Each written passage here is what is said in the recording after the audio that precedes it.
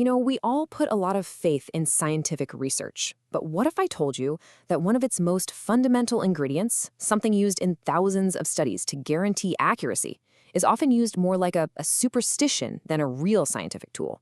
And that this common practice might actually be making the results less accurate? Yeah, it's a pretty wild idea. So let's get into it.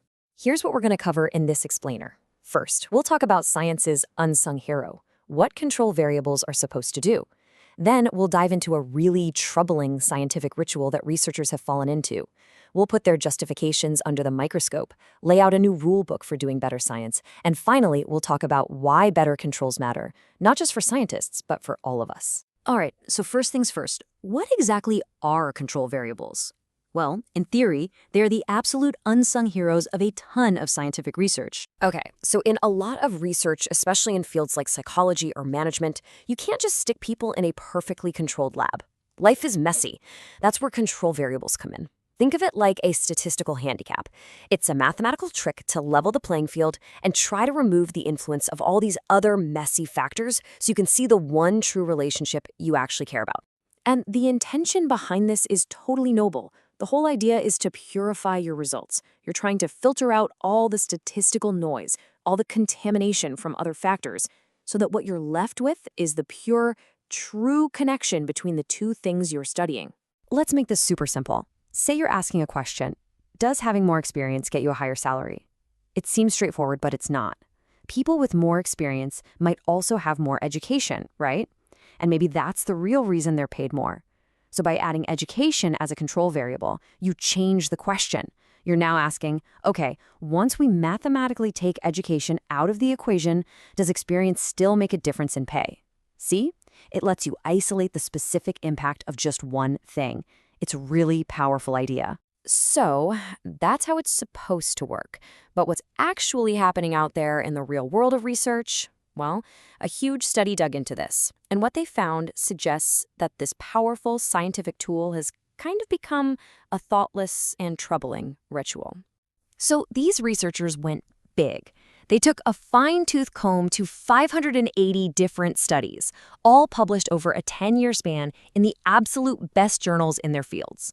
And within those 580 studies, they identified and cataloged every single control variable used. We're talking more than 3,500 of them. This was a massive undertaking.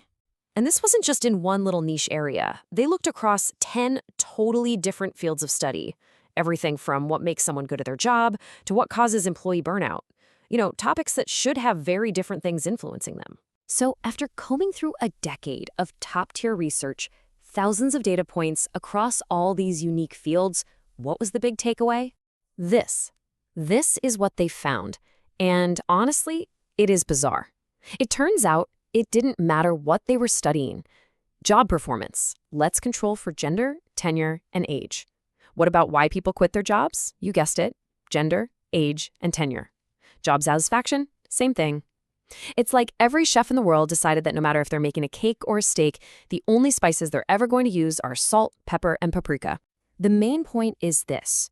Researchers were just defaulting to the same handful of demographic controls. It became a habit, an automatic reflex. They were doing it without really thinking about whether it made sense for the specific question they were trying to answer. And right now you might be thinking, okay, so what? What's the harm? Aren't they just being extra careful? Well, as it turns out, that's where this gets really, really problematic. Here's the kicker. When you control for something, you're not just cleaning up the data. You are fundamentally changing the very thing you are studying. You're not looking at the real-world concept anymore. You're looking at a weird, statistically altered version of it. This quote from another paper absolutely nails it. Let's say you want to see if tall people earn more money. Simple enough. But because it's the ritual, you decide to control for gender and weight. You run the numbers and you find a connection. Great. But what did you actually find? Once you've mathematically stripped away all the parts of height that are related to gender and weight, you're not really studying height anymore.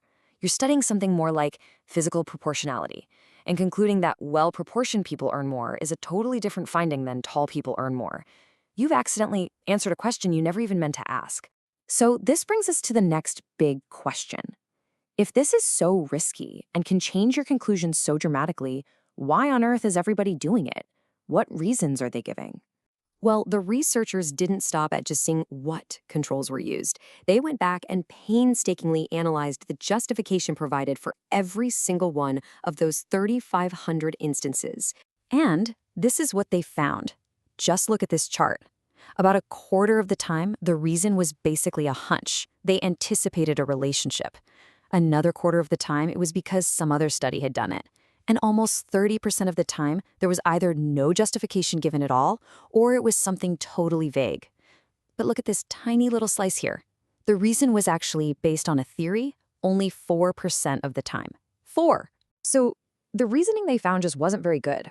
A lot of it was basically, well, the last guy did it, so I should too, which is completely circular. Or it was a vague guess, like, well, age could be related, so let's just throw it in. The most concerning one was the claim that it makes the test more rigorous. The authors of the study are very clear on this. They call it a fallacy, an incorrect belief that was disproven decades ago. Adding junk to your analysis doesn't make it stronger. It just makes it messier. So let's just let that sink in for a second. In 96% of cases, the most basic scientific question, the why, was missing. There was no solid theoretical reason explaining how or why something like age should have anything to do with the specific thing they were studying. And you might hope this was an old problem that we've since fixed. But nope. The study tracked this over the whole decade, and the use of actual theory-based justifications basically flatlined. By the end of the study period, in 2012, it had actually gotten worse, dropping to just 3%. The ritual was becoming more and more ingrained. Okay, so that's a pretty damning look at the problem. But the point of this whole analysis wasn't just to complain. It was constructive. It was to build a better way forward and create a new common-sense rule book for how to do this right. They argue that choosing a control variable shouldn't be an automatic, mindless step you take at the end. It needs to be a conscious, deliberate decision. And to help with that, they laid out a super simple checklist. And here it is. It's basically 4 steps. 1. Just start by asking why. Have a specific reason for even thinking about this control. 2, and this is the big one, find the theory. Find a real theoretical reason that explains how this control variable fits into the puzzle you're studying. 3, do a reality check. Look at your actual data and see if it's even related to what you're studying. And finally, step 4, transparency. Report everything. Tell your readers what you considered and why you decided to either keep it in or take it out. The whole point of this new rulebook is simple, but it's also incredibly profound. It's about moving the entire practice away from a mindless ritual and back to where it belongs, as a part of careful, thoughtful, scientific reasoning. Now, I get that this might still feel like a very academic, inside baseball kind of debate, but the consequences of getting this wrong stretch way beyond a scientific journal. They affect the real world. So let's just quickly recap the big points here. Including control variables has become a thoughtless ritual, not a real scientific choice. These common controls like age and gender usually don't have a good theoretical reason for being there. This bad habit can seriously distort research and lead to wrong conclusions. But there is a way forward, a clear, theory-driven process to bring the rigor back. So why does this matter to you if you're not a research scientist? Well, because this is definitely not just an academic debate. Think about it. The quality of this kind of research has a direct impact on our lives. Businesses create hiring policies based on studies about job performance. Governments create public health policies based on research into things like burnout. We all rely on these findings being solid and true.